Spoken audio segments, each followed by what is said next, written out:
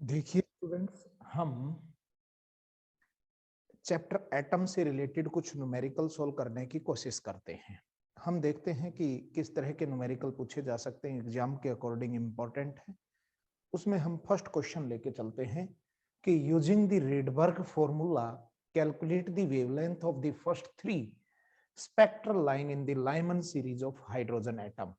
यानी इस क्वेश्चन की स्टेटमेंट ये है कि लाइमन सीरीज जो है स्पेक्ट्रम की, हाइड्रोजन स्पेक्ट्रम की, उसकी फर्स्ट 3 हमें स्पेक्ट्रल लाइन की वेवलेंथ को कैलकुलेट करना है रेडबर्ग फॉर्मूले को यूज करके। तो सबसे पहले हमें ध्यान होना चाहिए कि Rydberg formula for hydrogen atom, Rydberg formula है वेवलेंथ का 1/λ is equal to R into 1/n1 का स्केयर माइनस n2 स्केयर। ये आपका रेडबर्ग फॉर्मूला है। यहाँ आर की वैल्यू जो है वो आपकी रेडबर्ग कांस्टेंट है 1.9 इंटू 1.09 इंटू 10⁻⁷। लेकिन हम यहाँ जो कैलकुलेट करना चाहते हैं according to this question requirement, first spectral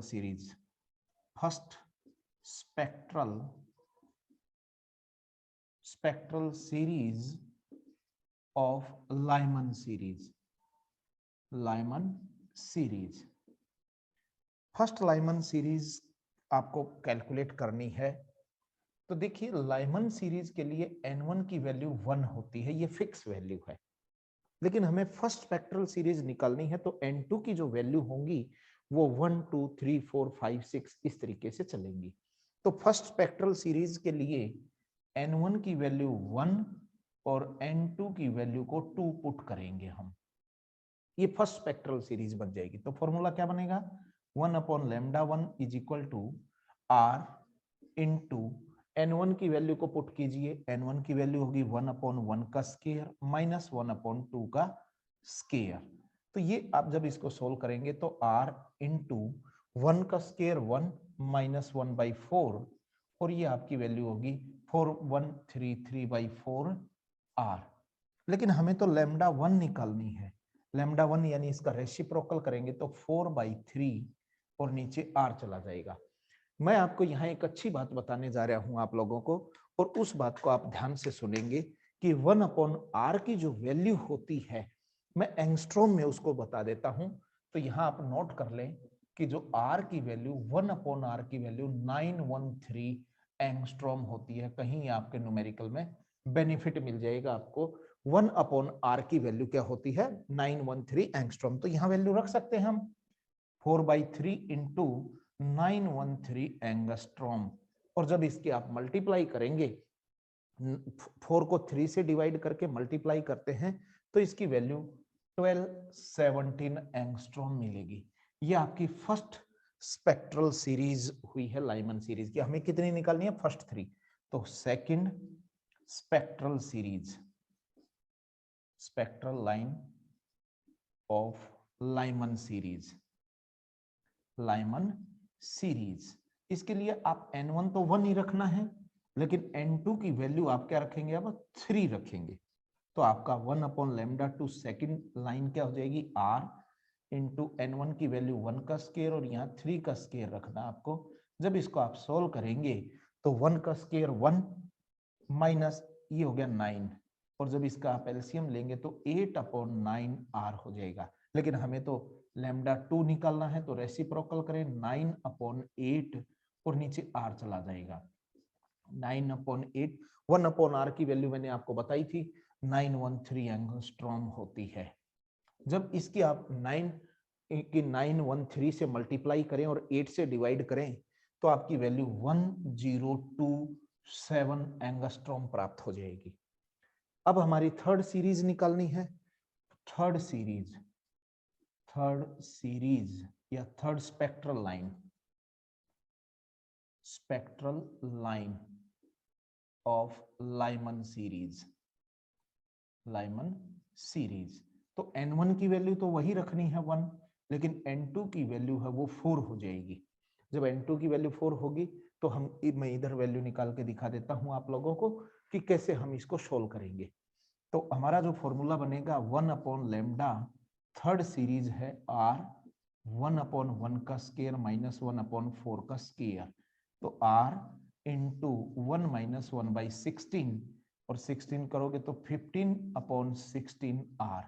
लेकिन हमें तो लैम्डा 3 निकालना, तो रेसिप्रोकल कर दें, 16/15 डिवाइडेड बाई r, और 16/15 इंटू 913 एंगस्ट्रॉम, यानी 913 एंगस्ट्रॉम को आप 16 से मल्टीप्लाई करें और 15 से जब डिवाइड करेंगे तो आपकी जो वैल्यू आएगी वो 974 एंगस्ट्रॉम आ जाएगी। ये आपकी थर्ड सीरीज होगी। तो इस तरह के क्वेश्चन को आप इस रूप में सोल्व करेंगे। हो सकता था आपको यहाँ लाइमन की जगह बाल्मर सीरीज मिल जाती। अगर बाल्मर सीरीज मिले तो n1 की वैल्यू है वो 2 रख देंगे, फिर उससे आगे वाली वैल्यू हम रखते चले जाएंगे। इसका आप स्क्रीनशॉट ले लें। इस तरह का क्वेश्चन आए तो आप इस तरीके से सोल्व करेंगे। देखिए ये हमारा सेकंड क्वेश्चन है। इस तरह के क्वेश्चन भी आपको मिल सकते हैं। इस क्वेश्चन की स्टेटमेंट को देखिए। ये कहता है कि what will be the quantum number of the excited state if an hydrogen atom returns to its ground state after emitting a photon of wavelength lambda. यानी इसमें हमें क्या सोल्व करना है, हमें उस एक्साइटेड स्टेट को, उस एक्साइटेड स्टेट के क्वांटम नंबर को फाइंड आउट करना है जिससे जो हमारा हाइड्रोजन एटम है ग्राउंड स्टेट में रिटर्न हुआ हो। तो इस तरह के सॉल्यूशन कैसे करेंगे, यानी यहाँ हमें क्या निकालना है कि ये देखिए कहाँ आया है, ग्राउंड स्टेट में। तो यहाँ n1 की वैल्यू है जो वो तो 1 दे रखी है। ग्राउंड स्टेट के लिए क्वांटम नंबर क्या होता है, n1, और n2 की जो वैल्यू है वो हमें निकालनी है। मान लीजिए n क्वांटम नंबर में था। तो फॉर्मूला क्या है, फॉर्मूला वेवलेंथ का है 1/लैम्डा is equal to r 1/n1 का स्केयर माइनस n2 का स्केयर। ये जर्नल फॉर्मूला है। r रेडबर्ग कांस्टेंट है, लैम्डा वेवलेंथ है। लाइट कितनी फोटोन जो जनरेट हुआ वो लैम्डा वेवलेंथ का है। n1 की वैल्यू पुट करो 1/लैम्डा is equal to r into ground state में आया 1 का स्केयर और यहाँ n का स्केयर। हमें फाइंड आउट इसको करना है। तो इसका अगर एलसीएम लेके देखो 1/लैम्डा इज इक्वल टू अलग अलग मल्टीप्लाई करें तो r माइनस r/n स्केयर ऐसे बन जाएगा। इसको आप इधर लेके आ सकते हैं, इस r/n स्केयर इधर लेके आए और लैम्डा को उधर ले जाओ r माइनस 1/लैम्डा। यानी हमने क्या किया यहाँ पे, इंटरचेंज किया है। ये वाला जो पार्ट था मैं इसको इधर लेके आया और ये वाला पार्ट है इसको मैं इधर लेके चला गया। अब जैसे ही आपने इसका एलसीएम लिया तो ये बन गया लैम्डा r माइनस 1/लैम्डा और इधर हो गया r/n स्केयर, r/n स्केयर।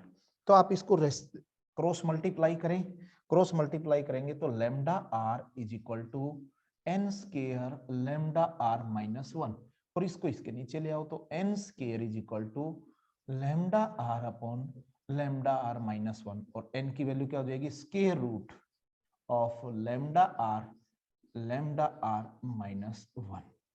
ये आपका एक्साइटेड स्टेट का प्रिंसिपल क्वांटम नंबर आपको इस तरीके से मिल जाएगा। तो इस तरह के जब क्वेश्चन आ जाएं, यहाँ क्या पूछा था, हो सकता है यहाँ वेवलेंथ की वैल्यू दे देता, आपको वेवलेंथ की वैल्यू दे दे तो हम वैल्यू पुट कर देंगे। अगर वैल्यू पुट नहीं दे रखी तो हम इस तरीके से भी इस क्वेश्चन को सोल्व कर सकते हैं। अगर ऐसा क्वेश्चन आ जाए, ऑब्जेक्टिव टाइप क्वेश्चन भी हो सकता है ये कॉम्पिटिशन में, तो इस तरीके से हम इसको सोल्व कर लेंगे। एनर्जी से रिलेटेड क्वेश्चन देखिए। क्वेश्चन क्या कहता है, find the ratio potential and kinetic energy of electron in n-1th orbit of hydrogen atom. बड़ा अच्छा क्वेश्चन पूछता है यहाँ पे कि ये कहता है कि आपको क्या करना है यहाँ पे कि आपको एनर्जी की रेशियो निकालनी है। Find the ratio potential and kinetic energy of electron in n-1th orbit. तो सॉल्यूशन कैसे करेंगे इसका, हम सबसे पहले जो पूछा है इसने UN-1/ke काइनेटिक एनर्जी n-1 की वैल्यू हमें फाइंड आउट करनी है। तो ये तभी निकलेगा जब हमें एनर्जी का फॉर्मूला पता हो। वी नो दैट कल की ही बात है, जो यानी मेरा लास्ट जो टॉपिक था, लास्ट टॉपिक को आप देखेंगे तो काइनेटिक एनर्जी nth ऑर्बिट के लिए जो हमने निकाली थी वो थी -mz² e⁴ n² h²ε0²। ये n ऑर्बिट के लिए थी। और पोटेंशियल एनर्जी जो nth ऑर्बिट के लिए थी वो थी -mz² e⁴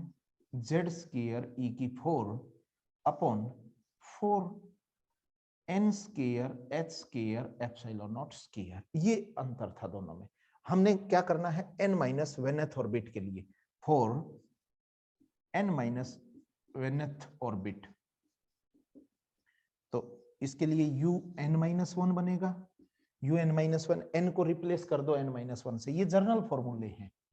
तो क्या बन जाएगा, -mz² e⁴ इंटू n-1 का स्केयर h² ε0²। और काइनेटिक एनर्जी निकालोगे n-1 की, तो वो भी क्या बनेगी, प्लस का mz² e⁴ 8n-1 का स्केयर h² ε0²। इन दोनों की रेशियो निकालनी है। रेशियो निकालनी है तो जो कॉमन आए, क्या निकालना हमें, हमारा उद्देश्य है u की n-1 अपॉन काइनेटिक एनर्जी की n-1।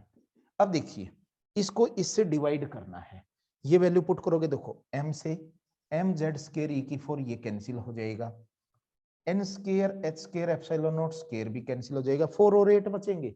तो यहाँ u वाला ऊपर रखना, तो -1/4 और ये हो गया 1/8, और इसको पलटोगे तो 8/-4 यानी -2 इसका आंसर हो जाएगा। अगर आपको फॉर्मूला ध्यान है तो क्वेश्चन में कोई भी समस्या नहीं है, आप इसको आसानी से सोल्व कर सकते हैं। देखिए लास्ट टॉपिक है और काफी इंपॉर्टेंट टॉपिक है। क्वेश्चन है आयनाइजेशन एनर्जी क्या होती है। देखिए ऐसे समझने की कोशिश कीजिए कि ये हमारा न्यूक्लियस है और ये इलेक्ट्रॉन इसमें, और ये हमारा फाइनल इसकी रेंज है, ये n = इनफाइनाइट है, और ये अलग अलग इसमें ऑर्बिट है। अगर हम एक एनर्जी प्रोवाइड करें इस इलेक्ट्रॉन को, तो इलेक्ट्रॉन क्या करेगा, एनर्जी लेगा, हायर एनर्जी लेवल में ट्रांजिशन करेगा। अगर हम इसको इतनी एनर्जी दे दें कि ये इलेक्ट्रॉन इस एटम से बाहर चला जाए, तो उस एनर्जी का नाम होगा आयोनाइजेशन एनर्जी, यानी it is the energy required और provided to the electron in an atom that electron comes out from the atom. It is the minimum energy given to an electron in ground state to make electron free from the atom. Free from the atom का meaning है कि ये electron इस atom से बाहर निकल जाए, यानी वो एनर्जी जो उस इलेक्ट्रॉन को उसके ग्राउंड स्टेट से और उस एटम से बाहर निकालने में जो सहयोग करेगी, वो एनर्जी कौन सी हो जाएगी, आयनाइजेशन। और ये इंपॉर्टेंट है कि आयनाइजेशन एनर्जी इस ऑर्बिट के अंदर इसकी जो एनर्जी है उसके नेगेटिव के बराबर होती है। फॉर हाइड्रोजन एटम अगर देखोगे, फॉर हाइड्रोजन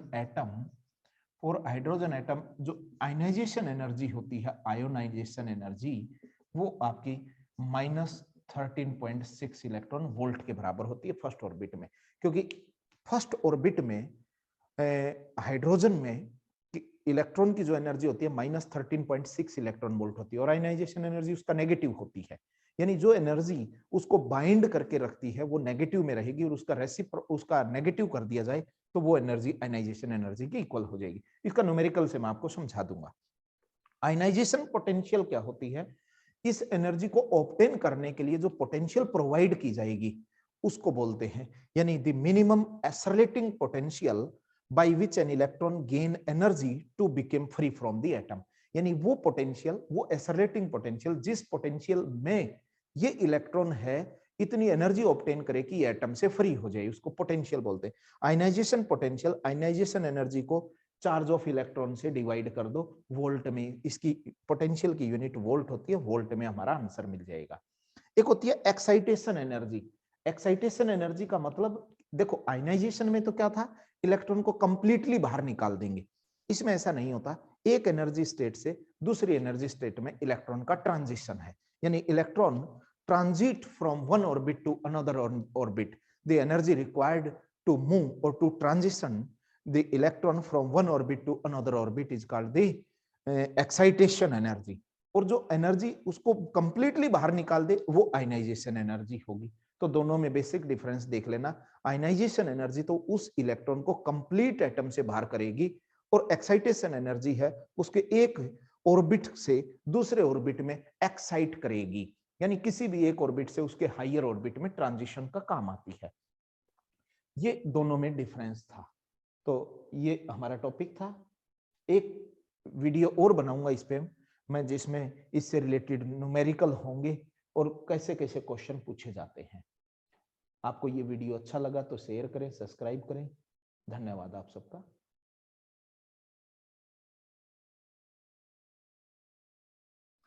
देखिए स्टूडेंट्स, हम लास्ट टॉपिक में हमने इससे पहले पढ़ने की कोशिश की थी कि बोहर मॉडल की सेकंड पोस्टुलेट जो कंसीडर की गई थी बोहर मॉडल ने कंसीडर क्या किया था कि जो इलेक्ट्रॉन है किसी भी ऑर्बिट में वो तभी रिवॉल्व करेंगे जब उनका angular momentum integral multiple of h/2 हो। यानी according to Bohr model, Bohr second postulate state that according to Bohr model, according to Bohr second postulate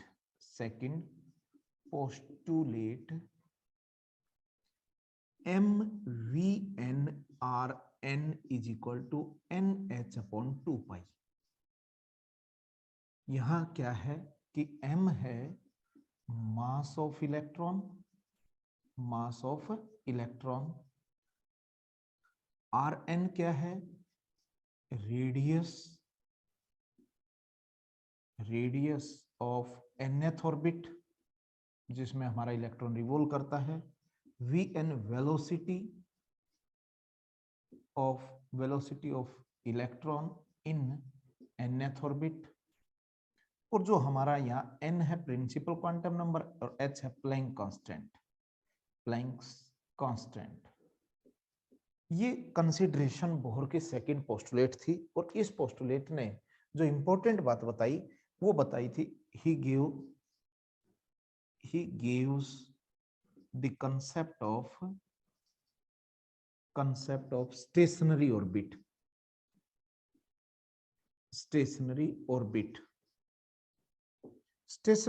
का एक कंसेप्ट दिया, और स्टेशनरी ऑर्बिट का मतलब होता है he gave the concept of stationary orbit in which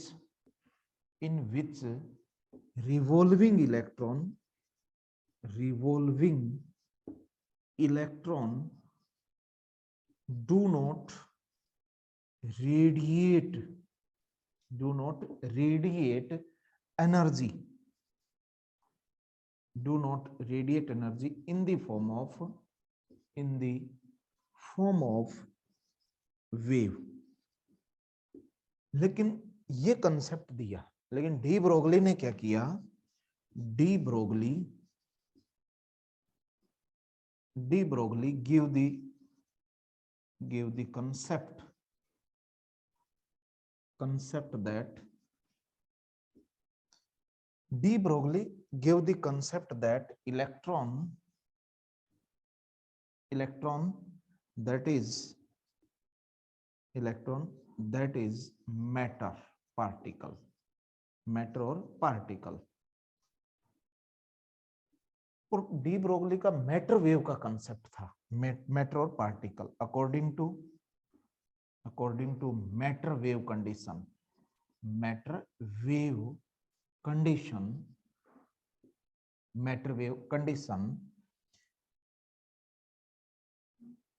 a wave also associate with moving electron in an orbit, but it does not radiate energy if circumference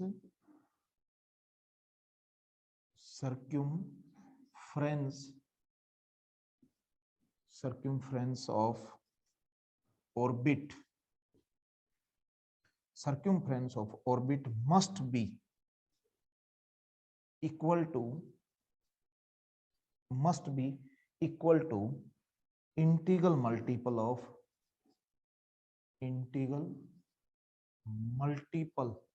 of wavelength lambda, और इसको हम कह सकते हैं कि 2 pi R N is equal to N lambda. ये wave theory का concept है। देखिए इसको मैं फिर समझाने की कोशिश करता हूं आपको कि डी ब्रोगली ने कौन सा कंसेप्ट यूज किया। डी ब्रोगली ने कंसेप्ट यूज किया था मैटर वेव का। और मैटर वेव का कंसेप्ट क्या कहता है? मैटर वेव का कंसेप्ट ये कहता है कि कोई भी पार्टिकल है, नेचर है, क्योंकि बाद में पता लग गया था कि जो लाइट है वो ड्यूल नेचर की है। इसका ये मतलब हुआ कि लाइट का wave as well as particle दोनों नेचर होते हैं। अगर दोनों नेचर हैं, इसका सिंपल सा मीनिंग हुआ कि कहीं ना कहीं जो फास्ट मूविंग पार्टिकल हैं, जब वो मोमेंट करते हैं तो उनके साथ भी कोई ना कोई वेव अटैच होगी। ये मैटर वेव का कंसेप्ट था। यानी each and every moving particle associate a matter wave with etch, और वो वेव जो अटैच है इसके साथ, उसका नाम था मैटर वेव। ये हमने एक ऑर्बिट मान लिया जिसकी रेडियस है, ये सेंटर मान लो, और ये रेडियस है आर एन है। ये मैटर वेव के कंसेप्ट में डी ब्रोगली ने ये स्पष्ट कर दिया कि कोई भी इलेक्ट्रॉन जब इसमें रिवॉल्व करेगा तो एक वेव उसके साथ एसोसिएट होगी। ये उसकी वेव एसोसिएट, इस तरीके से उसने वेव को एसोसिएट कर दिया। और वो वेव अगर आपकी इस कंडीशन को फॉलो कर दे, कौन सी कंडीशन को फॉलो कर दे? कि ये जो वेव मोमेंट करती करती उसके इस कंडीशन को फॉलो कर दे कि इस ऑर्बिट की सर्क्यूम्फ्रेंस इस लाइट की वेवलेंथ का इंटीग्रल मल्टीपल हो, तो ये एनर्जी को रेडिएट नहीं करेगी। अगर इसको वॉयलेट कर देगी तो ये एनर्जी को क्या कर देगा? रेडिएट कर देगा। और जैसे ही एनर्जी रेडिएट हुई, इसका सिंपल सा मीनिंग हुआ कि इलेक्ट्रॉन उसमें एग्जिस्ट नहीं करेगा, वो अपनी स्टेट को चेंज कर लेगा। तो यहां से यह स्पष्ट होता है कि जो कोई भी इलेक्ट्रॉन, और वेवलेंथ क्या होती है? एक साइकिल में जितना यहां से यहां तक वेवलेंथ है, ये लैम्डा, ये वेवलेंथ है लैम्डा। तो ऐसी ऐसी अगर इंटीग्रल मल्टीपल में वेवलेंथ कंप्लीट हो जाए तो सिमेट्रिक कंडीशन बनती है वो। और सिमेट्रिक कंडीशन में रिवॉल्विंग इलेक्ट्रॉन के साथ जो वेव अटैच है, रिवॉल्विंग इलेक्ट्रॉन है, वो रेडिएशन को, इन द एनर्जी को रेडिएशन की फॉर्म में इमिट नहीं करेगा। और जब रेडिएशन को इमिट नहीं करेगा तो इसका मतलब उस पर्टिकुलर ऑर्बिट में घूमते हुए उसकी एनर्जी फिक्स है। और एनर्जी फिक्स है तो स्टेशनरी ऑर्बिट हो गई ये। अगर उसकी ये जो वेवलेंथ है, number of wavelength in integral multiple नहीं हो, जिसको एसिमेट्रिक कंडीशन कहेंगे, एसिमेट्रिक कंडीशन होते ही क्या हो जाएगा? ये एनर्जी को रेडिएट कर देगा, तो ये ऑर्बिट हमारा स्टेशनरी नहीं रहेगा।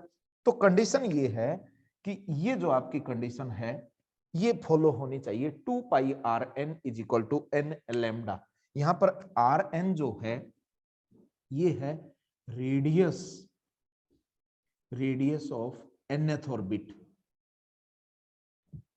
और n जो है यहां वो आपका 1 2 3 डैश डैश वैल्यू है। अगर इसको फॉलो करता हो तो हमें यहां से ये स्पष्ट हो जाएगा कि अगर इस कंडीशन को फॉलो कर दे तो वो हमारा स्टेशनरी ऑर्बिट होगा। अब डी ब्रोगली का एक कंसेप्ट आया था मैटर वेव का। उसने क्या किया कि मान लीजिए late Vn be the velocity of electron in nth orbit, then momentum, then linear momentum.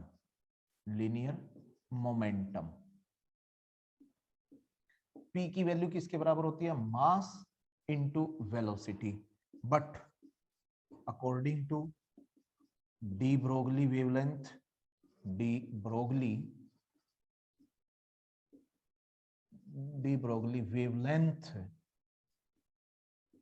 Lambda is equal to, lambda किसके बराबर होता है? h अपॉन p के बराबर होता है। h अपॉन p की वैल्यू होगी mvn। इसको equation second, put equation second into equation first, equation first में ये वैल्यू पुट कर देंगे हम। तो इक्वेशन फर्स्ट में पुट किया तो क्या हो गया, 2 pi R N is equal to N ऐसे कैसा, और लेमडा की वैल्यू यहां से रखोगे तो H upon M V N. अब ये इक्वेशन को हम इंटरचेंज करेंगे, आप इसको साथ साथ नोट कर लें। जैसे ही आप इसको इंटरचेंज करेंगे तो आपका क्या बन जाएगा, देखिए एम और वी को इधर ले आओ, M V N, R N भी इधर रख लिया, एन और एच ऐसे कैसा, इस 2 पाई को इधर लेके चले जाओ, और ये आप देखेंगे ये बोहर सेकंड पोस्टुलेट है, it is Bohr second postulate.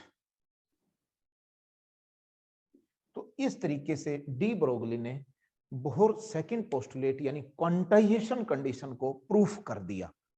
तो मैं दोबारा फिर आपको एक्सप्लेन करना चाहता हूं कि डी ब्रोगली ने मैटर वेव का कंसेप्ट लिया, और उसने क्या कंसेप्ट लिया कि इलेक्ट्रॉन भले ही आपका मैटर पार्टिकल नेचर का है, लेकिन कोई भी पार्टिकल जब मोमेंट की कंडीशन में हो, जब वो रिवॉल्व करता होगा या वो चलता हो, ट्रांसलेटरी मोशन करता हो, कोई भी मोशन करता हो, जब उसकी वेलोसिटी ज्यादा है तो उसके साथ एक वेव एसोसिएट होती है जिसको हम मैटर वेव बोलते हैं। यानी a moving particle associate a particular wave, that is known as the matter wave. इसने कहा कि कोई भी ऑर्बिट के अंदर अगर इलेक्ट्रॉन रिवॉल्व करता है तो उसके साथ एक वेव अटैच है जिसको हम बोलते हैं मैटर वेव। अगर ये मैटर वेव एक कंडीशन को फॉलो कर दे, कंडीशन कौन सी है कि इस जो ऑर्बिट, जिस ऑर्बिट में ये रिवॉल्व करती है, उस ऑर्बिट की सर्क्यूम्फरेंस इस की वेवलेंथ के इंटीग्रल मल्टीपल में हो तो ये सिमेट्रिक कंडीशन होगी। अगर इस कंडीशन को फॉलो कर दे तो आप समझ जाना कि ये इलेक्ट्रॉन इसमें रिवॉल्व करते हुए एनर्जी को रिलीज नहीं करेगा, एनर्जी को रेडिएट नहीं करेगा। अगर एनर्जी को रेडिएट नहीं करे तो इसका मतलब क्या हो गया, स्टेशनरी ऑर्बिट है।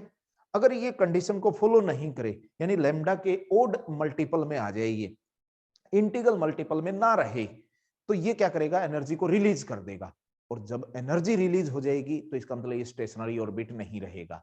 इस कंडीशन का यूज करके जो डी ब्रोगली था, इसने मैटर वेव का कंसेप्ट लेके प्रूफ कर दिया कि सेकंड पोस्टुलेट ये क्वांटाइजेशन है जो सेकंड पोस्टुलेट का, तो ये प्रूफ कर दिया था डी ब्रोगली ने। ये हमारा टॉपिक था डी ब्रोगली कंसेप्ट, कि डी ब्रोगली ने कैसे बोहर की सेकंड पोस्टुलेट को एक्सप्लेन किया।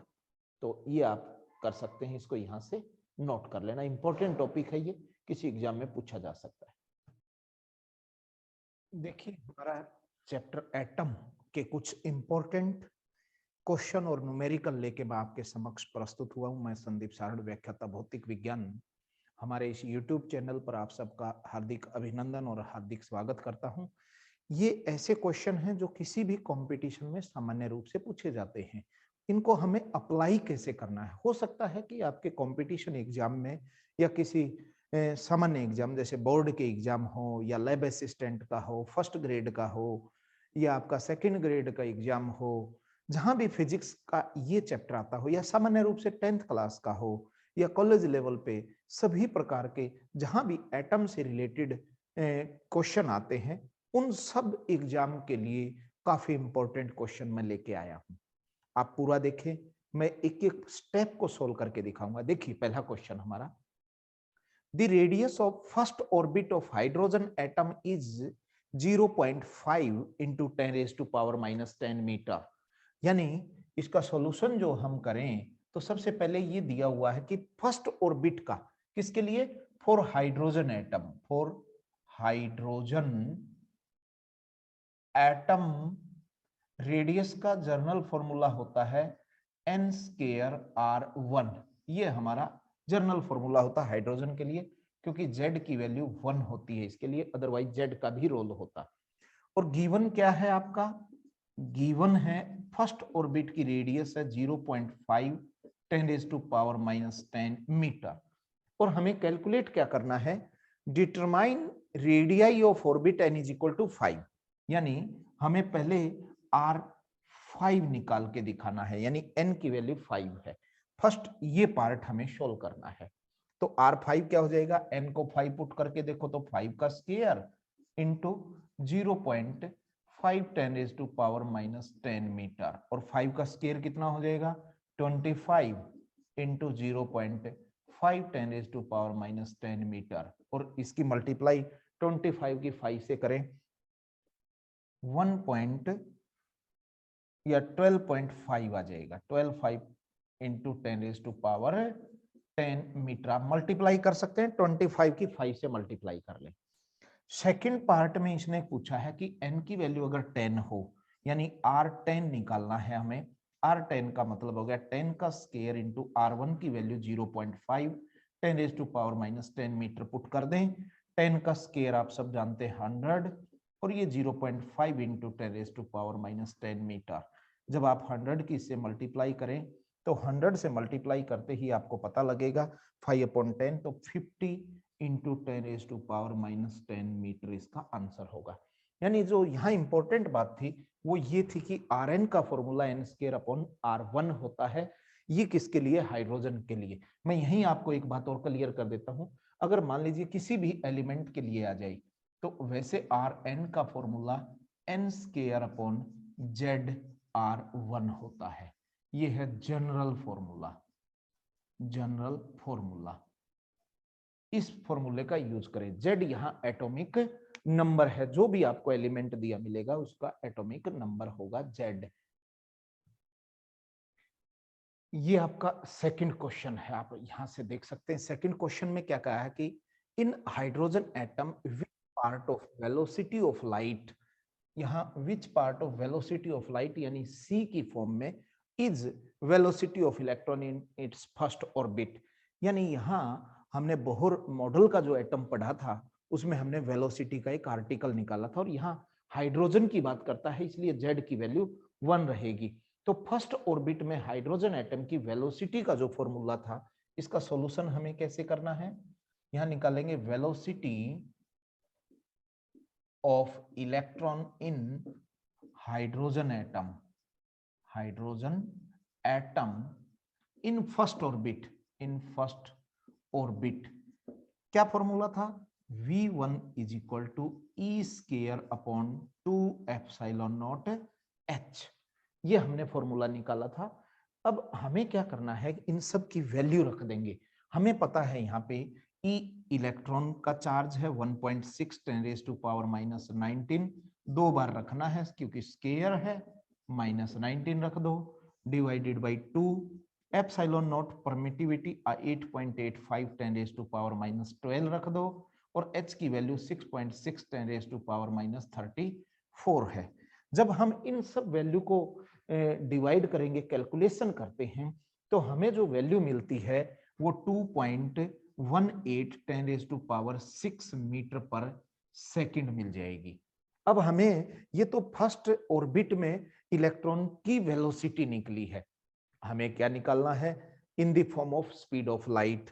तो स्पीड ऑफ लाइट की फॉर्म में निकालना है फ्रॉम क्वेश्चन हमें पार्ट में निकालना था, V1/c की फॉर्म में निकालना है। यानी वेलोसिटी का जो स्पीड ऑफ लाइट के साथ कंपैरिजन करना है। V1/c क्या हो जाएगा? V1 की वैल्यू तो 2.18 10⁻6 निकाली है, और स्पीड ऑफ लाइट होती है 3 × 10⁸।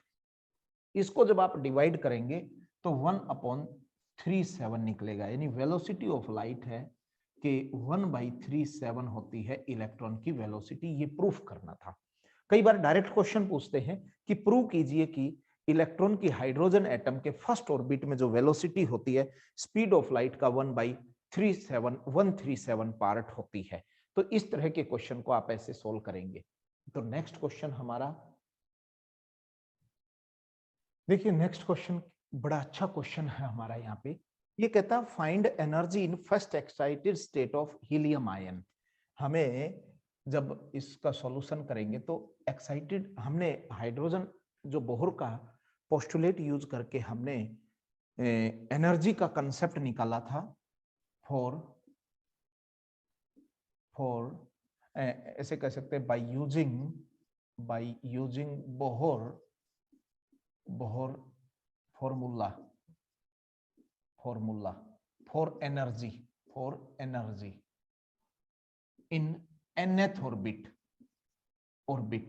nth ऑर्बिट के लिए जो हमने एनर्जी का कंसेप्ट निकाला था En = -13.6 electron volt Z² n square. ये हमारा जर्नल फॉर्मूला था एनर्जी के लिए। हमें क्या निकालना है? First excited state. तो यहां ध्यान रखना है for helium ion, helium ion, helium ion के लिए Z की वैल्यू 2 हो जाएगी।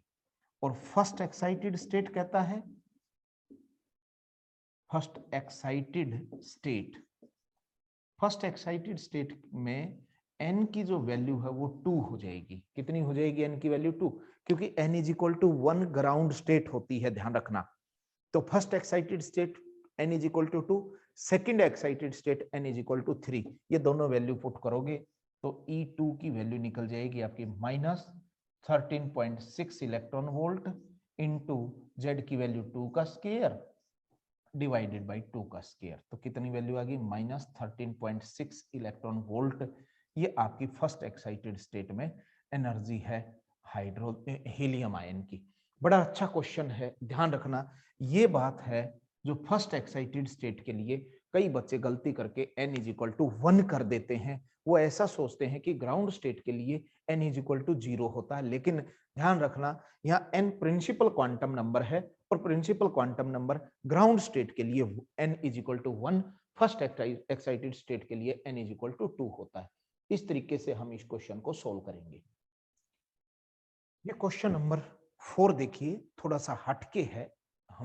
हमारा अगर पिछला वीडियो आपने देखा होगा तो कोई समस्या नहीं आएगी।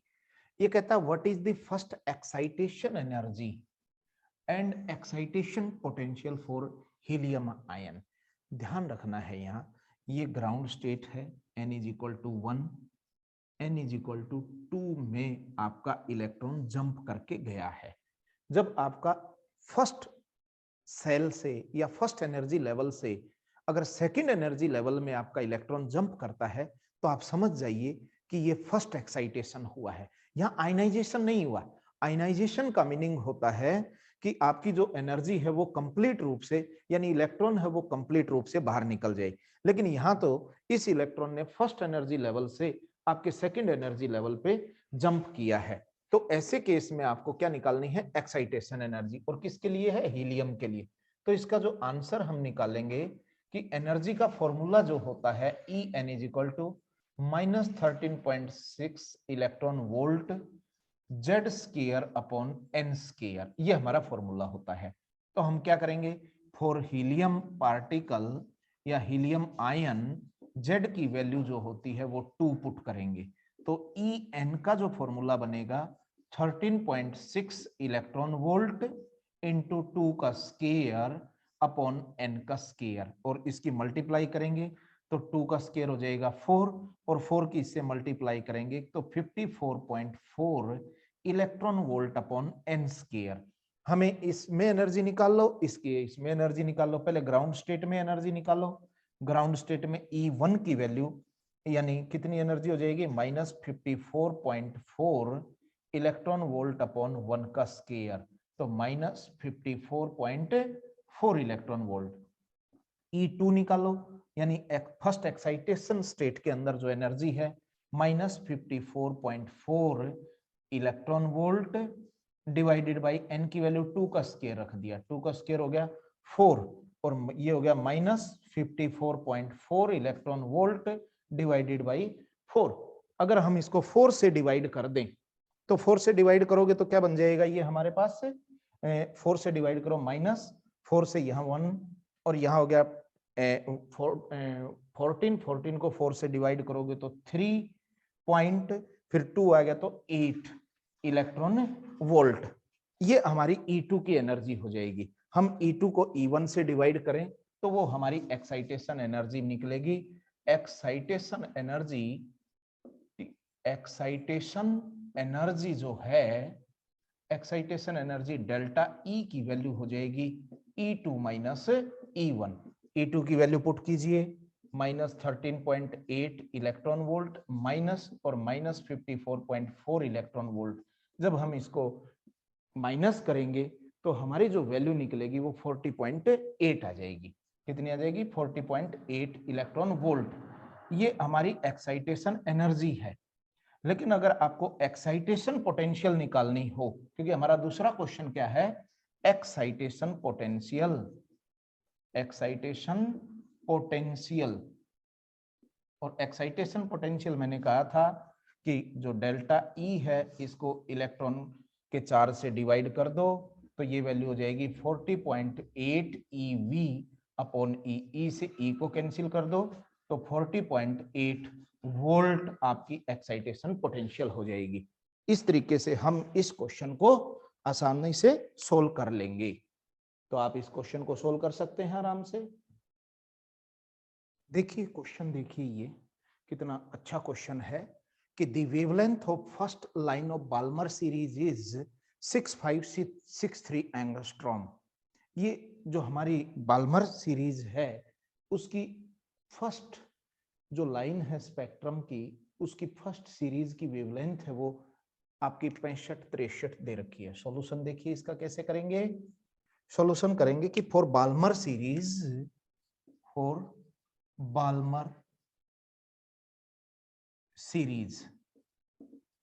जो फॉर्मूला होता है हमारा, N1 की वैल्यू बाल्मर के लिए 2 और N2 की वैल्यू 3 होती है। और हमारा जो फॉर्मूला बनेगा lambda B that is equal to R into 1/2 का स्क्वायर माइनस 1/3 का स्क्वायर। और जब आप इसको सोल्व करते हैं तो ये बनेगा आर, ये आ जाएगा 9 - 4/36। आप इसका एलसीएम ले सकते हैं, ये 4 हो जाएगा, ये 9 हो जाएगा, एलसीएम हो गया 36 और इसकी वैल्यू होगी 5R/36 फॉर लाइमन सीरीज। अगर आप लाइमन सीरीज के लिए देखें तो लाइमन सीरीज के लिए N1 की वैल्यू 1 और N2 की वैल्यू 2 होती है। तो इसके लिए आप लैम्डा L यूज करेंगे, R ये हो गया 1 का स्क्वायर माइनस 2 का स्क्वायर। और जब आप इसको सोल्व करें 1 - 1/4 और एलसीएम लेंगे तो 3/4 R हो जाएगा। हमें लैम्डा बी गिवन है, लैम्डा एल निकालना है। इसको फर्स्ट इक्वेशन कह सकते हो, इसको सेकंड इक्वेशन कह सकते हो। आप फर्स्ट को सेकंड से डिवाइड करें, divide equation first by second, तो क्या बन जाएगा, ये हो गया lambda B divided by 1 lambda L that is equal to 5/36 R divided by 3/4 R। R से R कैंसिल, इसको पलटोगे तो ये हमारा बनेगा lambda L upon lambda B is equal to, ये देखिए ये पलट के 4 ऊपर जाएगा तो 5/27 बनेगा और लैम्डा L निकालना था 5/27 इंटू लैम्डा B की वैल्यू 6563 एंगस्ट्रोम है। यानी जो हमारा 6563 एंगस्ट्रोम है इसको आप क्या करेंगे 5 से मल्टीप्लाई और 27 से डिवाइड कर देंगे। तो जो हमारे जब इसको डिवाइड करने के बाद जो हमारी वैल्यू आएगी वो 1215.5 एंगस्ट्रोम के आसपास मिलेगी। 1215.5 या 0.4 एंगस्ट्रोम के आसपास इसका आंसर मैच कर जाएगा। तो ऐसा क्वेश्चन आ जाए तो आप इस तरीके से इसको सोल्व करेंगे। ठीक है, क्लियर है ये क्वेश्चन आपको? ओके, नेक्स्ट क्वेश्चन देखते हैं।